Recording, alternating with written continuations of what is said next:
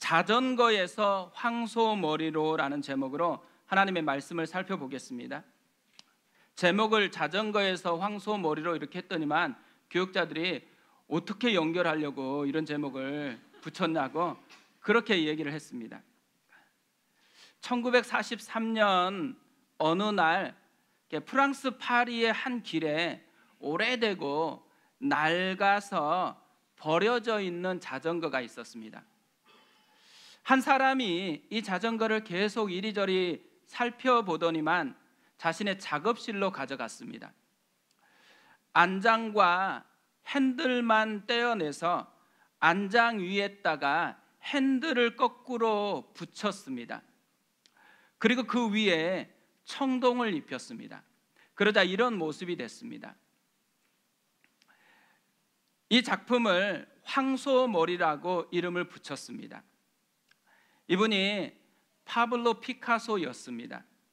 이 황소머리는 1993년 런던 경매시장에서 293억 원이라는 거액으로 팔리게 됐습니다.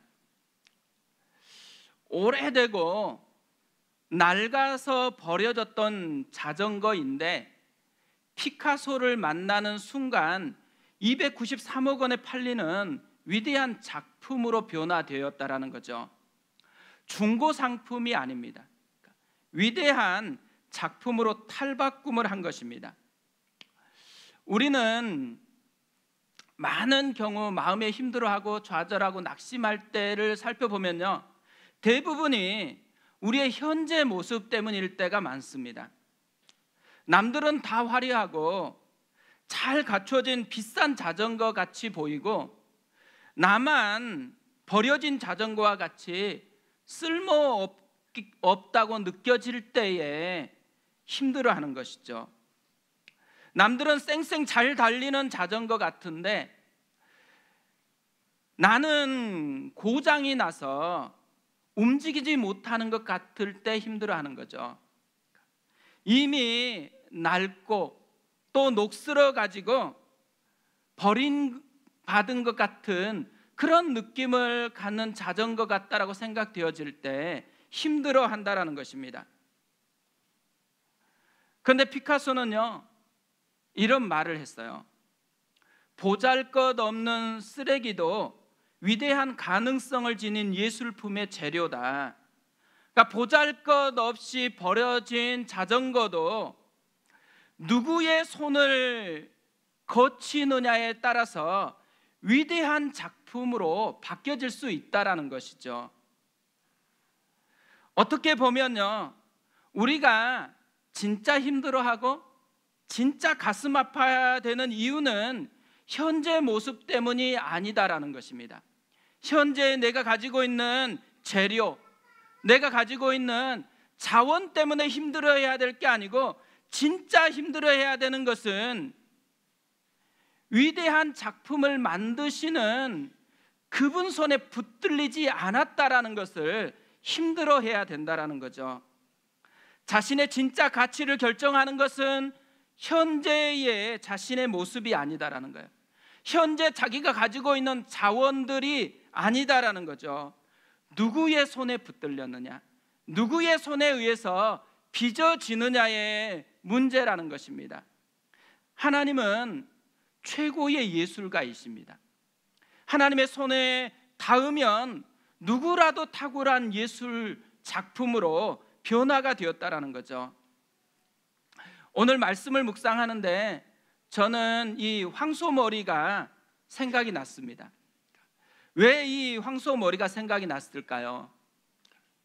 오늘 말씀에서 보잘것없는 자전거 같은 인생을 황소머리라는 위대한 작품으로 변화시키고 싶어 하시는 하나님의 마음이 느껴졌기 때문입니다. 오늘 말씀은요, 오순절 성령 강림이 있은 바로 직후에 일어난 일입니다. 바람처럼 불처럼 성령님이 임하심으로 성령의 시대가 시작이 됐습니다. 120명의 사람들이 다 성령의 충만을 받았습니다. 그리고 우리가 읽은 5절 말씀이 시작이 되어집니다. 저는 오늘 말씀을 묵상하다가요 4절까지와 5절까지의 말씀에 굉장히 큰 차이가 있다라는 것을 하나 발견을 했습니다. 주어가 바뀐 것입니다. 4절까지 주어는 그들이었습니다. 120명의 제자들이었습니다. 성령을 받은 사람들이었죠. 그러니까 성령의 충만함을 받았기 때문에 이제 본격적으로 그들이 어떻게 이 성령 충만함을 펼칠 것인지가 곧 드러날 것 같잖아요. 그런데 갑자기 주어가 바뀌어져 버렸다라는 것이죠. 5절에 이렇게 되어 있습니다. 그때에 경건한 유대인들이 천하 각국으로부터 와서 예루살렘에 머물러 있더니 갑자기 120명의 성령 받은 사람들이 주어였는데 경건한 유대인들로 주어가 바뀌어 버렸습니다. 오늘 우리가 읽었던 13절까지를 보면요 내내 주인공은 120명이 아니고 이들입니다. 이들. 저는 이것이 굉장히 큰 메시지를 담고 있다라는 생각이 들었습니다. 특별히 이들의 특징을 살펴보면 그 메시지가 더 선명해진다라는 생각이 들었습니다. 이들은 어떤 특징을 가진 사람들일까요? 사실 이들은요 본토에서 사는 사람들이 아니었습니다. 이들은 천하 각국으로부터 모여든 사람들입니다. 이들은 대부분 로마 제국 전역에 흩어져 살았던 유대인들이거나 아니면 유대교로 개종한 이방인들이었습니다. 이스라엘의 3대 절기 중에 하나인 오순절을 맞이하여서 성전을 찾아온 순례자들이었습니다. 이미 이들은요 흩어진 지 굉장히 오래됐어요. 그러다 보니까 모국어를 잃어버린 사람들입니다.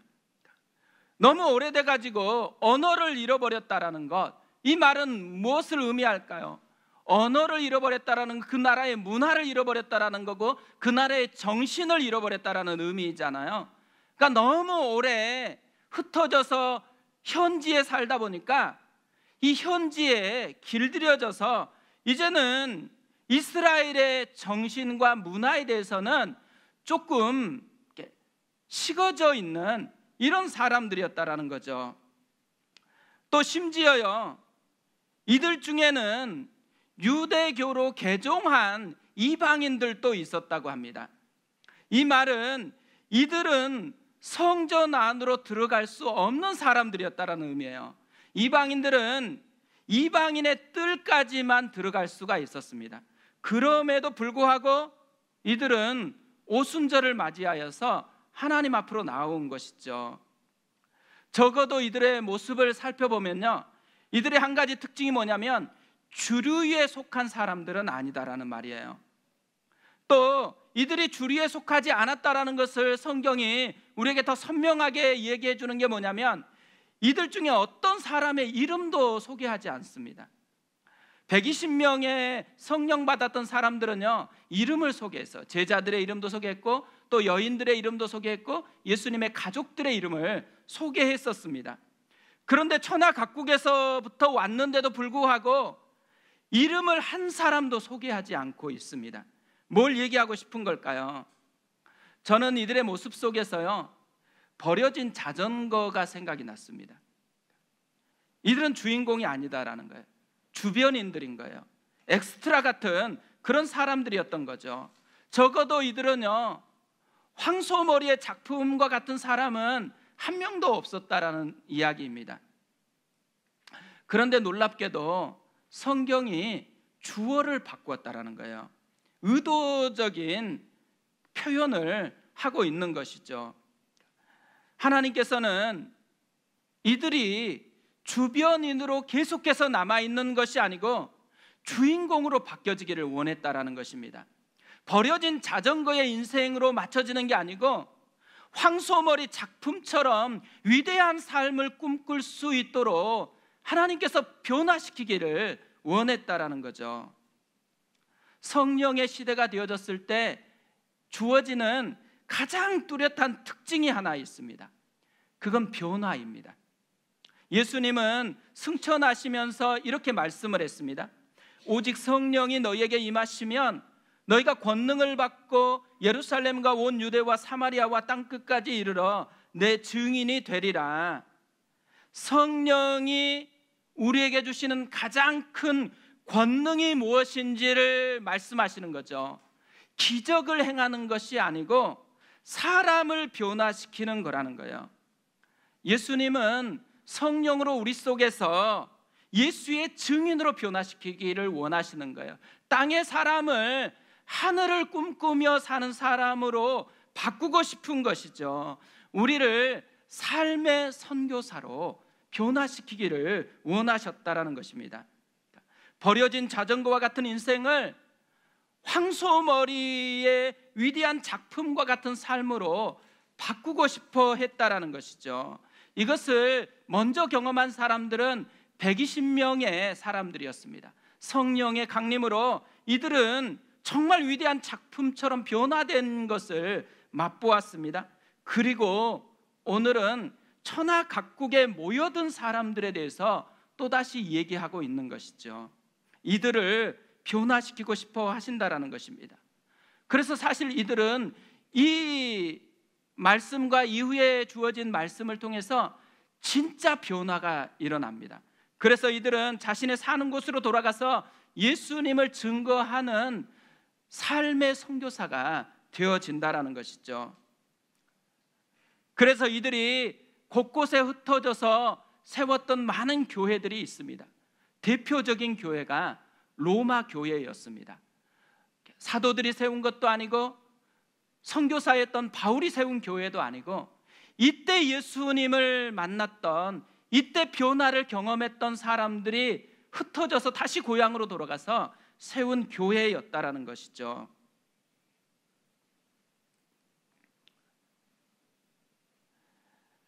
지난주에 저는 복음과 한국 교회의 미래라는 그런 주제로 열린 세미나를 참석을 했습니다. 이 세미나는 복음과 도시라는 단체에서 주최하는 세미나였습니다. 그러니까 정말 좋은 강사들이 있었습니다. 좋은 메시지가 있었어요. 그리고 제 마음에 참 감동이 됐던 것은 평신도로 이루어진 찬양팀이었습니다. 오누르 교회와 상당교회의 잘하는 찬양팀이거든요. 근데 제 마음에 굉장히 도전이 됐던 게 뭐냐면 저희는 시간이 되면 딱 맞춰서 들어가요. 근데 이분들은 목회자들을 섬기려고 하다 보니까 1시간 전부터 기도하고 연습해서 이 시간을 섬기는 것입니다. 그리고 또 풍성한 많은 섬김들이 있는 거예요. 뭐 밥도 너무너무 좋은 거예요. 호텔 뷔페로 다 먹게 하고 또 점심은 돈까지 주면서 밖에 나가서 사 먹으라 그러고 저녁은 또 뷔페로 불러가지고 막 대접을 하는 거예요. 근데 여기에 참여했던 많은 분들은요 개척교회 목사님들이었습니다. 특별히 이제 제가 속한 팀은 대부분이 다 한 명 빼놓고는 다 개척교회 목사님이었거든요.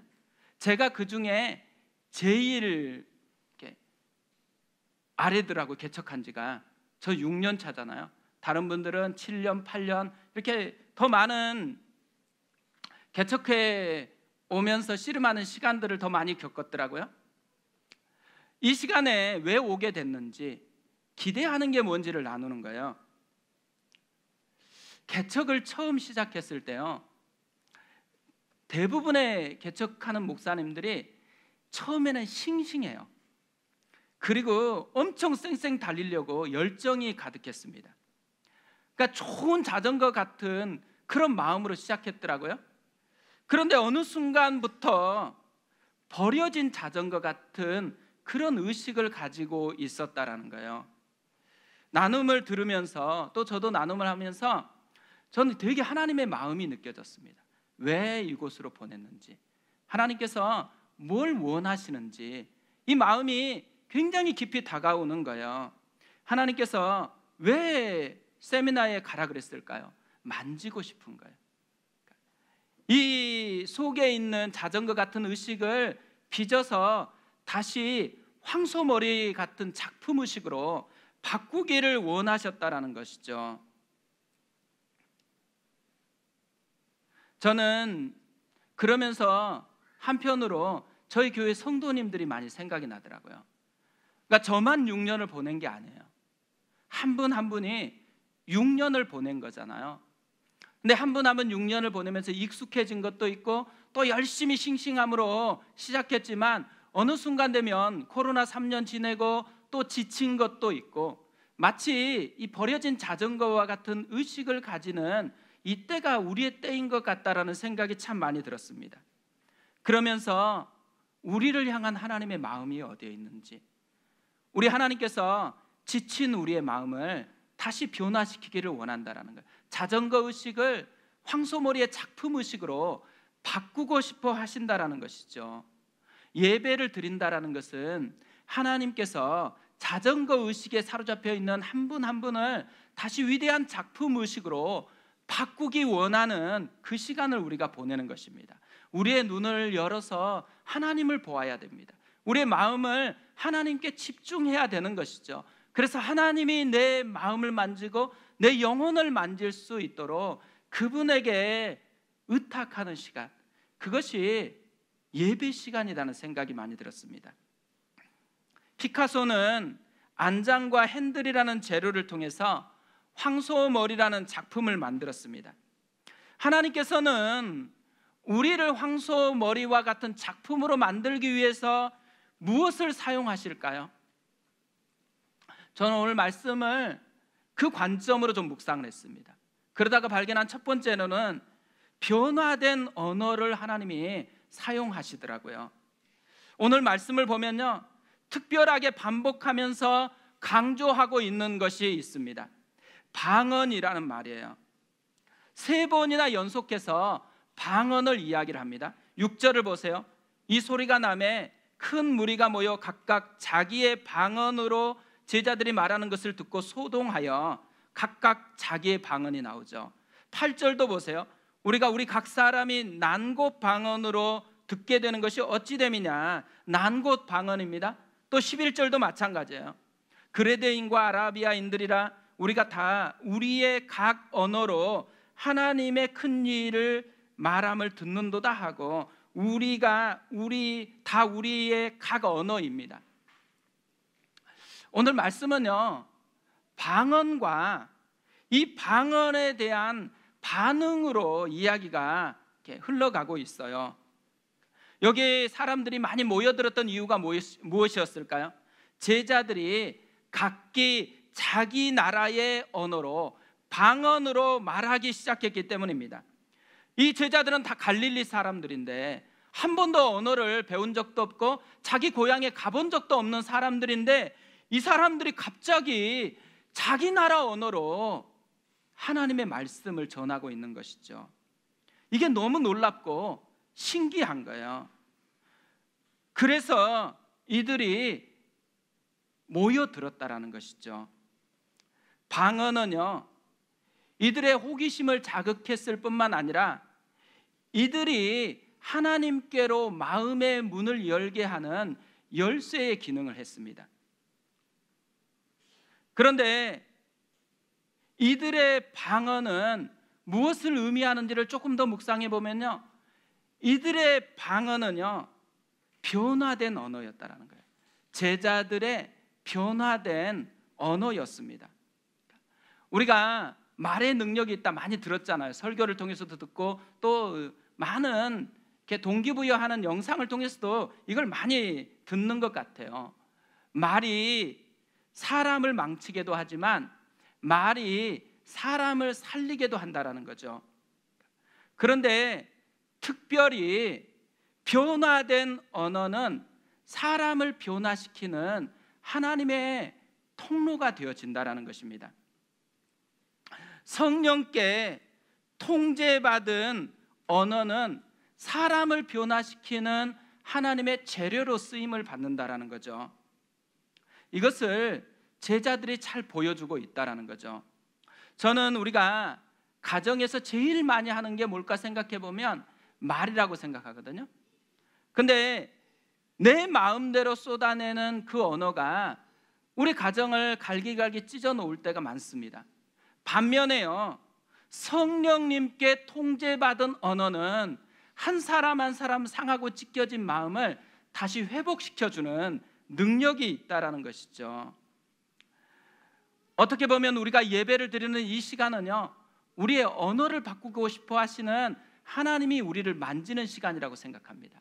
다른 것에 집중되어 있고 다른 것에 길들여져 있던 우리의 언어를 성령님이 다시금 찾아오셔서 만져서 성령님께 지배받은 언어로 바꾸고자 하는 시간, 그것이 예배이라고 생각합니다.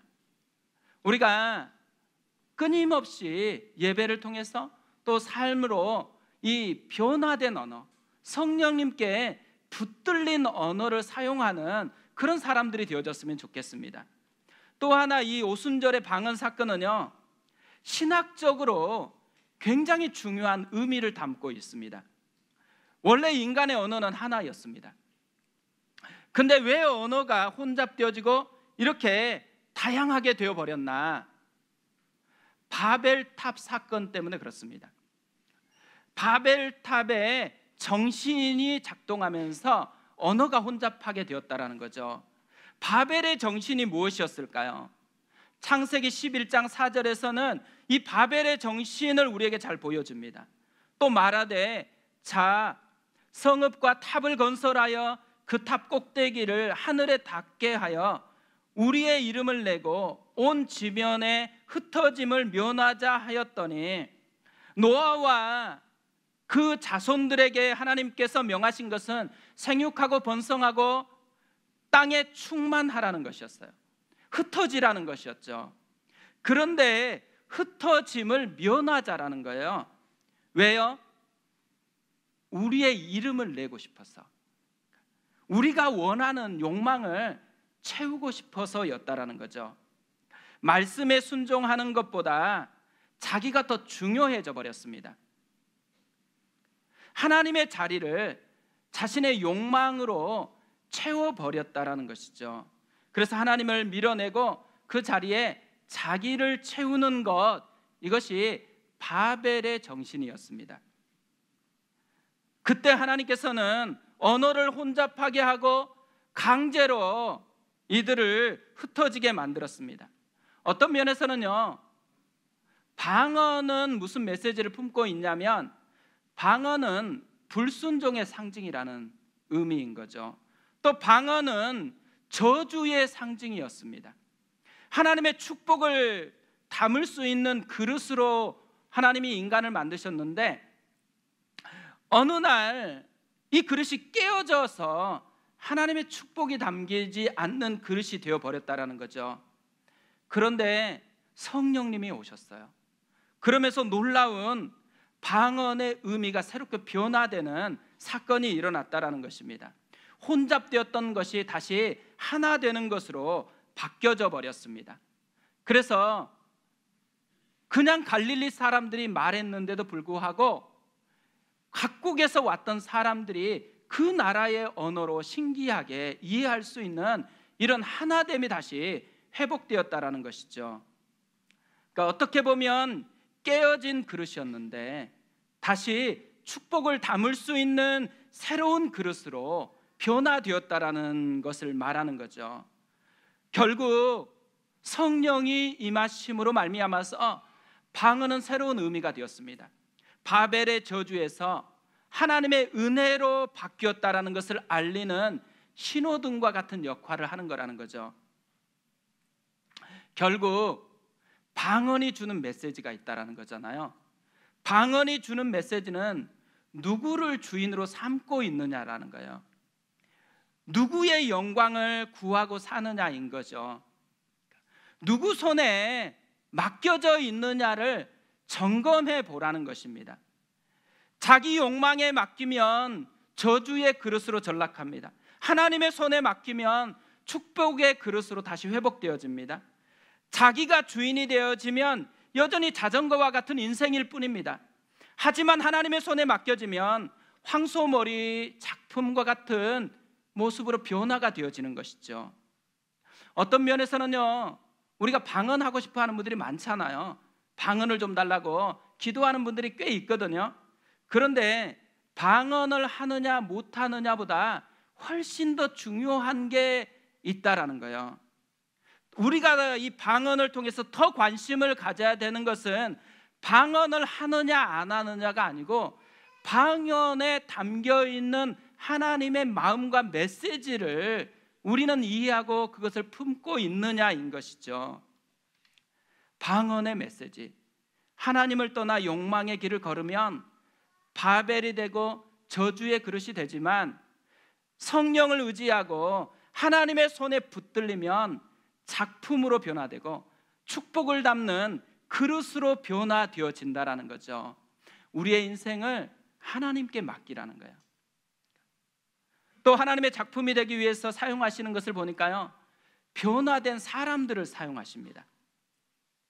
120명의 사람들하고 이들은 좀 차이가 있습니다. 120명의 사람들은 바람처럼 임하시는 성령을 경험했습니다. 불처럼 임하시는 성령을 경험하고 변화가 됐어요. 그런데 천하만국에서 모여든 사람들에게는요, 바람처럼 임하시는 성령이 없습니다. 불처럼 임하시는 성령이 없습니다. 초자연적인 성령의 임재가 하나도 나오지를 않아요. 대신에 사람들이 나옵니다. 기적이 있는 것이 아니고 사람들이 있다라는 것이죠.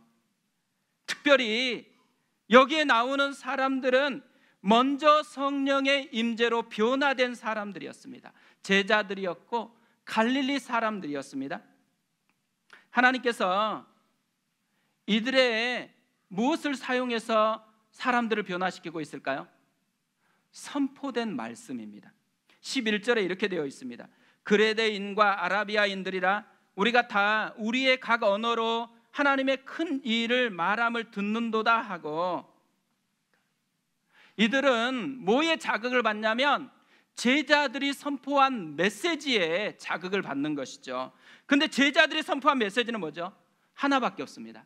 하나님의 큰 일입니다. 하나님의 큰 일이 뭘까요? 많은 기적이 일어났다는 것일까요? 그렇지 않습니다. 하나님의 큰 일은 창조주이신 하나님께서 피조물인 인간이 되셨다라는 것이에요. 그뿐만 아니라 인간의 연약함을 이해하기 위해서 인간의 모습으로 사셨다라는 거죠. 또 우리의 죄를 대신하기 위해서 십자가에서 죽으셨습니다. 우리에게 생명을 주기 위해서 부활하셨습니다. 하늘에 오르셨고 성령을 우리에게 보내주셨습니다. 하나님의 큰 일은 기적이 아니고 예수 사건이에요. 성령 사건이라는 것이죠. 그런데 이들이 선포한 이 하나님의 큰 일에는요, 한 가지 우리가 알아야 되는 특징이 있습니다. 이들은 공부해서 이걸 선포하는 게 아니라는 거예요. 이들은 자신이 경험한 하나님의 큰 일을 선포하고 있는 것이죠. 자신을 통과한 말씀을 선포하고 있다라는 것입니다. 자신을 통과한 말씀이 다른 사람을 변화시키는 하나님의 통로가 되고 있다라는 것을 우리에게 보여주고 있는 것이죠. 저는 우리가 이런 은혜를 경험했으면 좋겠습니다. 하나님의 말씀이 우리에게 머물렀으면 좋겠고 그 말씀이 우리를 통과했으면 좋겠습니다. 최근에 팀 켈러 목사님이라는 분이 소천하셨습니다. 미국에서뿐만 아니라 우리나라에도 굉장히 큰 영향을 끼쳤습니다. 제가 이렇게 참여했던 복음과 도시 이 단체를 만들게 했었던 그런 동기를 제공했던 분이기도 하거든요. 근데 팀 켈러 목사님이 소천하시기 바로 전에 책 한 권이 나왔습니다. 하나님의 사람 팀 켈러라는 책입니다. 근데 이 책이 좀 독특해요.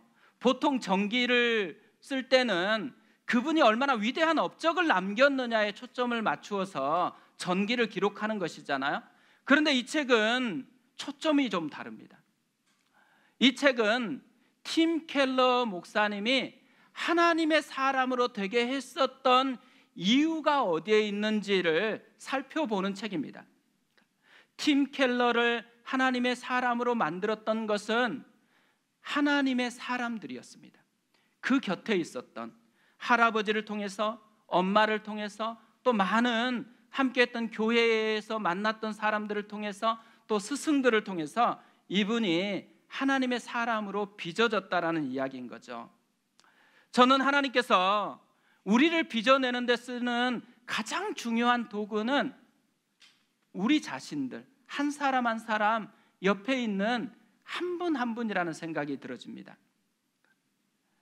만유인력의 법칙을 발견했던 존 뉴턴에게요, 사람들이 어떻게 이런 위대한 발견을 할 수 있었는지에 대해서 자꾸 질문할 때마다 한 가지 대답을 반복했다고 합니다.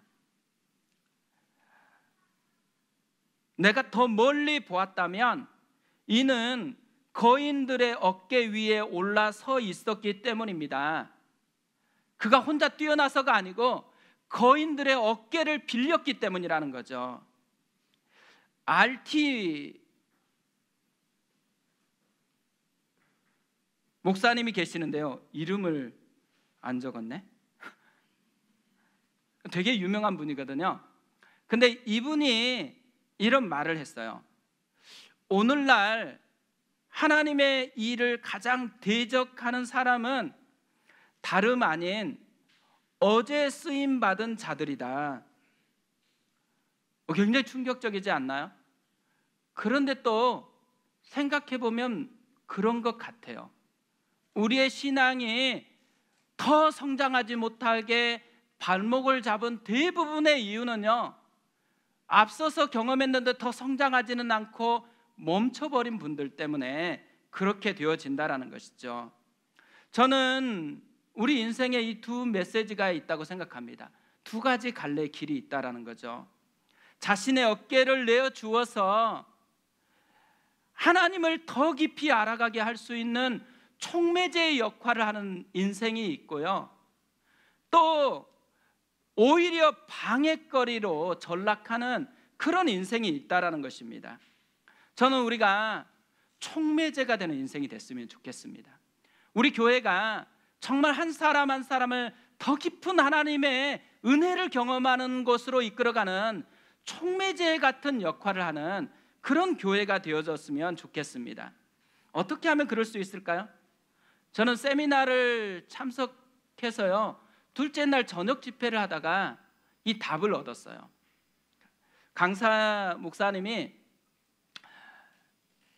거짓 선지자와 참 선지자의 차이를 설명을 해 주시는 거예요. 거짓 선지자와 참 선지자의 차이가 어디 있을까요? 한 단어로 설명을 했습니다. 어전회의. 하나님의 어전회의를 참여한 사람은 참 선지자의 역할을 하는 거죠. 하나님께 들은 말씀을 전해요. 그러나 하나님의 어전회의를 참여하지 않는 사람은 자기 이야기를 하는 거예요. 하나님의 이야기처럼 속여가지고 자기 이야기를 한다라는 것이죠. 저는 굉장히 도전이 됐습니다. 제 인생에서 가장 해야 될 중요한 것, 어전회의를 참여하는 거라는 것을 다시 깨닫게 됐습니다. 우리는 일주일 살아갈 때 어전회의가 필요하죠. 일주일을 살아갈 힘을 얻는 어전회의가 어디겠어요? 주일 예배입니다. 매일매일 우리가 하루를 살아갈 힘을 얻는 어전회의가 필요하죠. 새벽 예배, 또 큐티가 우리의 하루를 살아갈 수 있는 어전회의라는 생각이 들었습니다. 우리가 하나님의 어전회의를 참여하지 않고서 살아버린다면 분명히 촉매제의 역할이 아니고 방해거리가 되어질 수 있다는 거예요. 마치 그렇지 않는 척 흉내를 낸다고 해도 그런 열매를 맺게 되어진다는 것이죠. 오늘 말씀을 보면요, 이들의 이름은 소개하지 않습니다. 그런데 한 가지, 이들이 참여한 나라들은 다 이름을 소개하고 있습니다. 9절부터 15개의 나라를 하나하나 소개를 하고 있더라고요. 그래서 제가 위치가 어디에 있는지 궁금하잖아요. 지도에서 이걸 해놓은 지도가 있더라고요. 지도를 한번 준비해 봤습니다. 한번 보여주실래요? 네, 지도가 있습니다. 근데 저 지도를 보세요. 예루살렘을 기점으로 해서 동에서 서로, 남에서 북으로 그렇게 소개를 하고 있습니다. 동서남북 모든 곳에 하나님의 관심이 있다라는 것을 알려주고 있는 것이죠. 저는 이 지도를 보면서요, 하나님의 메시지가 저에게 들어오는 거예요. 하나님의 마음이 어디에 있다라는 거예요. 흩어져 있는, 지금은 어떻게 보면 잘 기억되지 않는 그 하나하나의 나라에 관심이 있었던 것처럼 오늘 우리에게 관심이 있다라는 거예요. 하나님이 저 지도를 통해서 우리에게 던지는 한 가지 메시지가 있다면 다음 차례는 너다라는 거예요. 다음 차례는 우리라는 것이죠. 자전거와 같은 인생을 황소머리 같은 위대한 작품으로 만들어주고 빚어내고 싶어하는 다음 차례가 우리입니다.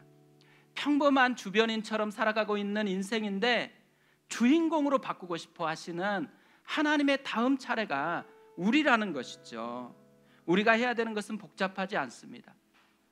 예술가이신 하나님의 손에 맡기는 것입니다. 이번 한 주간 우리가 하나님의 손에 맡겨진 인생이 됐으면 좋겠습니다. 어전 회의를 통해서 살아가는 그 삶이 우리의 삶이 되었으면 좋겠습니다.